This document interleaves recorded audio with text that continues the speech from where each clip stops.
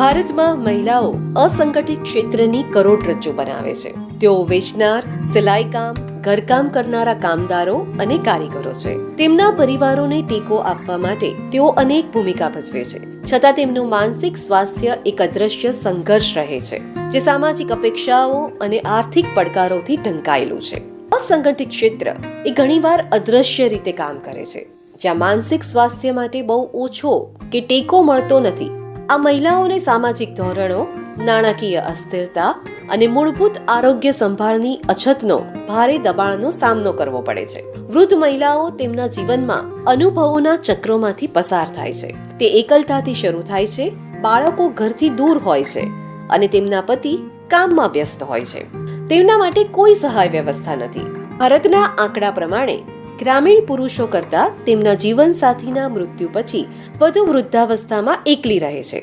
બાળકો તરફથી કોઈ મદદ ન મળવા જેવી આઘાતજનક ઘટનાઓ સાથે આ સ્ત્રીઓને ઘણીવાર કોઈ નાણાકીય સુરક્ષા મળતી નથી. નાણાકીય વિષમતાઓનો સામનો કરવા માટે તેઓ કામ કરે છે અને તેમના સ્વાસ્થ્ય પર તેમના પરિણામો ભૂલી જાય છે. તેના કારણે તબીબી સમસ્યાઓ થાય છે. તેની તપાસ માટે તેમની પાસે સંસાધનો અથવા સમય નથી હોતો. આ સ્ત્રીઓમાં નિરાશાની લાગણી અને એકલતા તરફ દોરી જાય છે. Indian academy for self employed woman association આ મહિલાઓને સંઘર્ષ કરતા કેવી રીતે જુએ છે, તેઓ નિરાશા અને એકલતાના આ ચક્રમાં કેવી રીતે ફસાયેલી છે, તેઓ કેવી રીતે ખૂબ સંઘર્ષ કરે છે, તેના ઉપર ધ્યાન દોરે છે. આવો આપણે સાંભળીએ કેટલીક મહિલા શક્તિઓના અનુભવો. મને એવો વિચાર આવી ગયો હતો કે ભાઈ ચલો હું કાંકરિયામાં જઈને આપઘાત કરી લઉં તો મારા છોકરાને લઈને ગઈ હતી ખરી, પણ કદાચ ઈશ્વરની મંજૂરી નહીં હોય. ઘણી બધી બહેનો કાંકરિયા હતી, તો એ લોકો મને સમજાવી, પછી મારા મા બાપના ઘરે મૂકવા આવી અને ત્યાંથી પછી મારા મા બાપે એક જ મહિનો મને ત્યાં રાખી. બીજા મહિને પાછી મને મારા સાસરે મોકલી દીધી. તો સાસરીમાં બધાએ એવું જ કહેવા માંડે કે તું સારી નથી ને એટલે તારા મા બાપ તને સ્વીકાર કરતા નથી, તને રાખતા નથી એમ. પછી મને એમ થયું કે જો ચારે બાજુથી મને આવા ઢોસા મળશે અને આ રીતે મને જો તકલીફ પડશે, મને કોઈ સહકાર નહીં આપે તો મારે શું કરવું. પણ કહેવતમાં કહ્યું છે ને, જેને બારોટિયાના પડ્યા હોય એ જીવનમાં દુઃખી જ રહે, કોઈ સરસ સુખ આવે નહીં. અત્યારે હું પહેલેથી નાનપણથી મા બાપ મેલીને મરી ગયા. મા બાપ કેવા એ જ જોયા નથી. સોળી છોકરો બે હતા, તે સોળીના છોકરો બે લગ્ન કરી દીધા, પરણાવી દીધા. પછી તો અત્યારે મારે બહુ તકલીફ થઈ ગઈ શરીરની અંદર. હું કોમામાં જતી રહી. તો કે હજુ બેનને નહીં સારું થતું. કે તો કેમ નહીં સારું થતું? કે બેનનો મગજ વિચારો બહુ થઈ જાય, એમાં બેન કોમામાં જતા રહ્યા. એટલે મગજ હોય એમાં ટેન્શન થઈ ગયું મારા મગજમાં. તો હું કેવી રીતે જીવન પેલે કરી શકું આની અંદર? એટલે આની અંદર ખેતીમાં કાંઈ ના આવ્યું, કશું નહીં, ઘરમાં મને બહાર કાઢી. એટલે આવા બધા મગજો વિચારો મેં કરી નાખ્યા. એટલે મગજ હોય એમાં ટેન્શન થઈ ગયું મારા મગજમાં. તો હું કેવી રીતે જીવન પેલે કરી શકું આની અંદર? તમે બહુ ભૂલી જાઓ, આટલું બધો સંઘર્ષ કરો તો મગજ ઉપર બહુ અસર હતી. હું વસ્તુ ભૂલી જાઉં. કાંઈક રાંધવા બેઠું હોય તો રહીના બદલે હળદર લાવી દઉં, હળદરના બદલે તેલ લાવી દઉં, આવું બધું થતું હતું. ભારત અને રાજ્યોના 2011-2036 માટે વસ્તીના અંદાજો પર ટેકનિકલ જૂથના અહેવાલ મુજબ ભારતમાં 2021માં લગભગ 138 મિલિયન વૃદ્ધ વ્યક્તિઓ છે, જેમાં 67 મિલિયન પુરુષો અને 71 મિલિયન સ્ત્રીઓ, અને 2031માં લગભગ 56 મિલિયન વૃદ્ધ વ્યક્તિઓ વધવાની ધારણા છે. ભારતમાં વૃદ્ધ અનુભવીઓ માટેની ચિંતાઓ વિશેના મુખ્ય મુદ્દાઓ. જનસાંખ્યિક પરિવર્તન. વધતી જીવન અપેક્ષા અને ઘટતા પ્રજનન દરના કારણે ભારતમાં વડીલોની વસ્તીનો ઝડપી વધારો અનુભવાઈ રહ્યો છે. આર્થિક અસલામતી. ઘણા વૃદ્ધ ભારતીયો પાસે પૂરતા પેન્શન અથવા આવકના સ્ત્રોતોનો અભાવ હોય છે, જેના કારણે કૌટુંબિક સહાય પર નિર્ભર રહે છે, જે તાણમાં આવી શકે છે. આરોગ્ય સેવાઓની અછત. ખાસ કરીને ગ્રામીણ વિસ્તારોમાં ગુણવત્તાયુક્ત સંભાળની મર્યાદિત સગવડતાના કારણે વૃદ્ધ લોકોને લાંબા સ્વાસ્થ્ય પરિસ્થિતિઓનું સંચાલન કરવામાં મુશ્કેલી પડે છે. સામાજિક અવગણના. ખાસ કરીને વૃદ્ધ મહિલાઓ, વિધવાઓ ઘણીવાર સામાજિક કલંક અને ભેદભાવનો સામનો કરે છે, જેના કારણે નબળાઈ વધતી જાય છે. માનસિક તણાવ. વૃદ્ધોમાં એકાંત, આત્મનિર્ભરતા ગુમાવવાની ભીતિ તથા સહાય પ્રણાલીનો અભાવ, જેને કારણે ડિપ્રેશન અને અન્ય માનસિક આરોગ્ય સમસ્યાઓ સામાન્ય બની શકે છે. શારીરિક મર્યાદાઓ. ઉંમરને કારણે સ્વાસ્થ્ય સમસ્યાઓ જેવી કે શ્રવણ શક્તિ ગુમાવી, ઓછું સંભળાવવું, દ્રષ્ટિની સમસ્યાઓ, ગતિશીલતાની સમસ્યાઓ અને લાંબા રોગો જીવનની ગુણવત્તાને નોંધપાત્ર રીતે અસર કરી શકે છે. Indian academy for self employed woman એ તેમના વર્કશોપ, રેડિયો પ્રોગ્રામ, દસ્તાવેજી દ્વારા આ ચિંતાઓને દૂર કરવાની ખાતરી આપે છે. Indian academy for self employed વુમેનની મુખ્ય પ્રવૃત્તિ છે તાલીમ, શિક્ષણ, સંશોધન અને સંચાર. શિક્ષણના કામમાં ઘણા વર્ષોથી અમે સાક્ષરતાનું કામ કરીએ છીએ અને સાક્ષરતામાં કિશોરીઓ તો આવે જ છે, પણ વધારે પુખ્ત ઉંમરની જે બહેનો હોય, જે કોઈ પણ કારણથી ભણ્યા ના હોય અથવા તો ભણતા ઉતરી ગયા હોય, તો એ બહેનોને આપણે સંકલિત સાક્ષરતા કાર્યક્રમમાં આપણે એમને લઈએ છીએ. કોવિડમાં ખાસ કરીને જે બહુ જ ગરીબ અને પુખ્ત ઉંમરના ને ખાસ કરીને બુજુર્ગ બહેનો હતા, એમની પરિસ્થિતિ બહુ જ નબળી થઈ ગઈ હતી. પણ વધારે એમને જે તકલીફ હતી તે હતી કે એ એકલા પડી ગયા હતા. જ્યારે પરિસ્થિતિ થોડી નોર્મલ થઈ ને આપણે આ ટાઈપના જે બહેનો છે એમની આપણે મુલાકાત લીધી, ત્યારે આપણે જોયું કે એ બહેનોને માનસિક રીતે એ લોકો થોડા ગભરાયેલા હતા અને એવા ક્લાસીસ બનાવ્યા કે જેમાં સંકલિત સાક્ષરતા સાથે આપણે અલગ અલગ ટાઈપની એક્ટિવિટીઝ કરીએ, જેનાથી એ લોકોને આનંદ આવે અને એ લોકો રિલેક્સ ફીલ કરે. તાલીમો એવી કરી કે જેમાં એ લોકો ભરત ગૂંથણ છે અથવા તો પછી એમના પાસે જે આવડત હતી, જે હુનર હતો, તે પ્રમાણે એમને કામ આપ્યું. અને એના સાથે સાથે આપણને લાગ્યું કે કોઈક જગ્યાએ આપણે થોડા નિષ્ણાત લોકોની પણ સલાહ સૂચન લઈએ. અને જ્યારે નિષ્ણાત લોકો પાસે ગયા તો અમદાવાદમાં BM institute of mental health છે, જે આપણે કામમાં આવ્યું.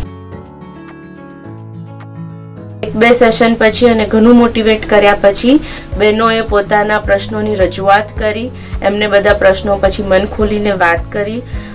પછી એના બધા જ લાગતા ઇન્ટરવેન્શન, સાયકોલોજીકલ ઇન્ટરવેન્શન્સ કરવામાં આવ્યા, જેમાં એમનું ડેઇલી રૂટીન, એમને છે તો પોઝિટિવ ફીડબેક્સ, માઇન્ડફુલનેસની ટેકનિક્સ, એ દરેક આસ્પેક્ટ્સની ઉપર એમના જોડે અલગ અલગ પદ્ધતિથી ગ્રુપમાં અને ઇન્ડિવિજ્યુઅલની અંદર એમને ઇન્ટરવેન્શન્સ કરવામાં આવ્યા. અમને ફીડબેક પણ આપ્યો કે કાઉન્સેલિંગ સેશન્સ અને ઇન્ટરવેન્શન્સ થયા પછી બહેનોમાં ઘણો સિગ્નિફિકન્ટ ચેન્જીસ જોવા મળી રહ્યા છે.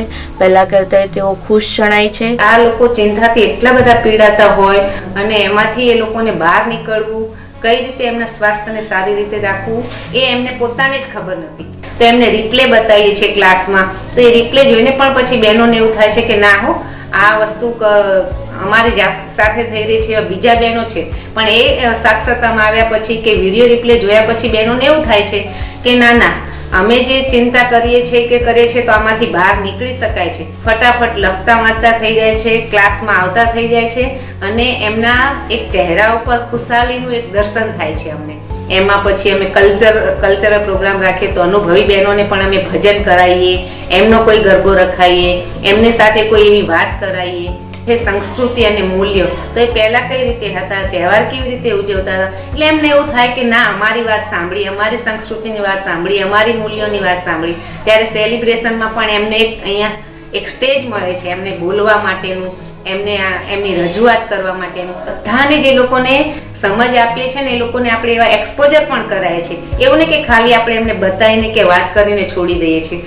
ભારતમાં માનસિક આરોગ્ય અને જે લોકો તેમની સમસ્યાઓ માટે મદદ શોધે છે તેમના પ્રત્યે ઓછા ભાવ રાખવાની આ પરંપરા રહી છે. આ મુદ્દાને ઉકેલવા માટે Indian academy for self employed woman દ્વારા અભૂતપૂર્વ પગલું ભરાયું છે.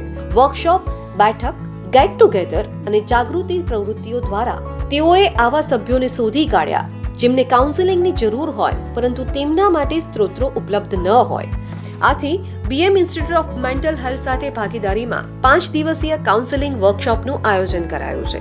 જેનો ઉદ્દેશ્ય આ મહિલાઓને ભાવનાત્મક અને માનસિક રીતે સશક્ત બનાવવાનો હતો, જેથી તેઓ સામાજિક અને વ્યક્તિગત પડકારોને દ્રઢતા અને આશાની સાથે પાર પાડી શકે. 5 દિવસીય વર્કશોપમાં માનસિક સ્વાસ્થ્ય સલાહ અને તણાવ વ્યવસ્થાપન ઉપર ધ્યાન કેન્દ્રિત કરવામાં આવ્યું હતું, જે મહિલાઓને તેમના સંઘર્ષ વિશે વાત કરવા અને સમાધાન વ્યૂહરચનાઓ રજૂ કરવા માટે સુરક્ષિત જગ્યા પ્રદાન કરે છે, જે તેમને મદદ કરી શકે છે. એ સંસ્થાની અંદર ગયા પછી મને ત્યાંના જે કર્મચારીઓ જે બહેનો હતા એ લોકો અમને ખૂબ સમજાય કે તમારે એ રીતે નહીં રહેવાનું, તમે બહાર નીકળતા થાઓ, પડદા ખુલ્લા રાખો, ઘરની બહાર નીકળો, તડકામાં થોડી વાર બેસો અને બધી બહેનો બેઠી હોય એમની સાથે બેસો, કોઈ તમને આંગળી કરતું નથી અને સારું વિચારો. શું કામ ખોટું વિચારો છો? મારા માટે કોઈ ખોટું વિચારતું હશે, સારું જ વિચારતા હોય અને તમે સારું વિચારો તો બધા સારું વિચારવાના જ છે. ત્યાંથી મને ઘણું બધું શીખવા મળ્યું અને મારી માનસિકતા જે હતી ને એ તૂટી ગઈ. મને સારી ઊંઘ આવે છે, મને વિચારો હવે નથી આવતા અને બધી બહેનો સાથે બેસું છું, ઉઠું છું, મને સારું લાગે છે ત્યારે અને મને એમ લાગે છે મારા જીવનમાં કંઈક નવીન પરિવર્તન આવી ગયું છે. મને ડૉક્ટરે 5 દિવસની તાલીમ આપી ને તો એટલું બધું સરસ શીખવાડ્યું ને કે જેથી કરીને તમારે કે સવારમાં ઉઠીને કસરત કરવાની, પછી સારા ખોરાકો લેવાના, પછી શાંત વાતાવરણમાં રહેવાનું અને કસરત સવારમાં ઉઠીને વહેલા કરું છું, જેથી કરી મને હાથ પગને ઊભું દુખવાનું ઓછું થઈ ગયું. બહુ તકલીફ હતી મને. ઘણા સહભાગીઓ માટે આ પહેલી વાર હતું, જ્યારે તેઓ ખરેખર પહેલા કેવા હતા તે વિશે ખુલ્લેઆમ બોલ્યા. તે વર્કશોપ કરતાં પણ વધુ હતું. તે ભારતમાં માનસિક સ્વાસ્થ્ય જાગૃતિ તરફનું એક પગલું હતું. પરામર્શ સાથે આરોગ્ય અને સુખાકારી વિશેના અન્ય વર્કશોપ વારંવાર એકેડેમીમાં યોજવામાં આવે છે. કાઉન્સેલિંગ સેશનને પૂરક બનાવવા નિસર્ગોપચાર નિષ્ણાત ડોક્ટર રાઘવે શારીરિક અને માનસિક સ્વાસ્થ્ય વચ્ચેના જોડાણ ઉપર સેમિનાર યોજ્યો. તેમની વ્યવહારુ ટિપ્સ સહભાગીઓના મનમાં ઊંડી સુધી ગૂંજતી રહી. આ સેમિનારમાં મહિલાઓને કાર્યક્ષમ સલાહ આપવામાં આવી હતી, જે સાબિત કરે છે કે સ્વસ્થ મનને ખર્ચાળ ઉકેલોની જરૂર નથી, ફક્ત સુસંગતતા અને જાગૃતિની જરૂર છે. મેં જે પ્રશ્નો જોયા છે ને વડીલોની અંદર, એ મહત્વના પ્રશ્નો એ છે કે લોકો દુઃખી છે, કામ નથી એટલા માટે દુઃખી છે, બહુ જ કામ કર્યું છે પણ હવે કામ નથી, મેં જીવનમાં આટલા સંઘર્ષ કર્યા, મેં આટલી તકલીફો ભોગવી અને આગળ વધ્યો. આ બધું જ યાદ રહે છે ને તો આજે બની રહેલી ખરાબ ઘટનાઓને પણ આવતા ભવિષ્યની સારી યાદો તરીકે તમે પોર્ટ્રેટ કરી શકો. પોતાની જાત માટે પૂરતો સમય ફાળવો, એના માટે તમે ક્રિએટિવિટી કરી શકો, વૃક્ષારોપણ કરી શકો, તો હંમેશા આનંદથી જ જીવી શકશો. અને જો આનંદથી જીવ્યા ને તો અંદર આનંદ તો બારે સ્વાસ્થ્ય. આ પહેલ માત્ર શરૂઆત છે. માનસિક સ્વાસ્થ્યને સંબોધિત કરીને Indian academy for self employed woman ફક્ત મહિલાઓનું સશક્તિકરણ જ નહીં, પરંતુ તેમના પરિવારો અને સમુદાયોમાં પરિવર્તન લાવી રહી છે. અમારું માનવું છે માનસિક આરોગ્ય એ સશક્તિકરણનો પાયો છે. જ્યારે મહિલાઓ આ સાધનો સાથે સશક્ત થાય ત્યારે અમે માત્ર તેમની જિંદગી નથી સુધારી રહ્યા, પણ તેમના સમુદાયમાં પરિવર્તનની લહેર પણ ઊભી કરી રહ્યા છે. સાથે મળીને આપણે માનસિક સ્વાસ્થ્યની આસપાસ મૌન તોડી શકીએ છીએ અને ખાતરી કરી શકીએ છીએ કે દરેક સ્ત્રી તેના સંજોગોમાં ભલે ન હોય, તેને સમૃદ્ધ થવાની જરૂર છે. યાત્રા શરૂ થઈ ગઈ છે, પરંતુ હજી ઘણું પ્રાપ્ત કરવાનું બાકી છે.